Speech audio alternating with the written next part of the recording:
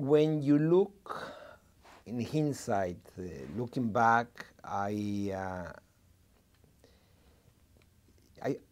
feel sort of like emotionally sad because Yiddish is something that is not there anymore. I mean, Yiddish is not taught anymore, with the exception, I think, of one school.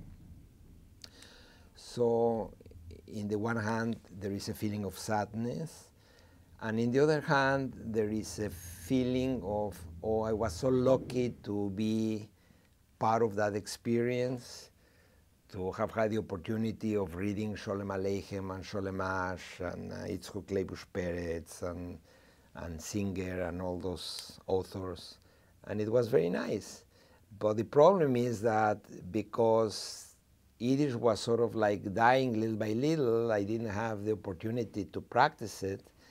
And then, rather than speaking it fluently now, I do a little bit of mamelution in, I say it in Yiddish, it's a zerbrochener Yiddish, but I would like one of my desires is to, again, to go back and practice it and become fluent. I can understand it very well because my parents used to speak Yiddish among themselves.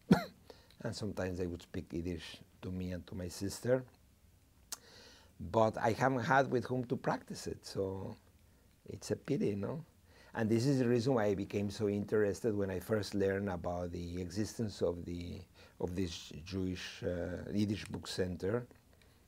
I don't know, maybe 10 years ago. I became a consistent contributor every year.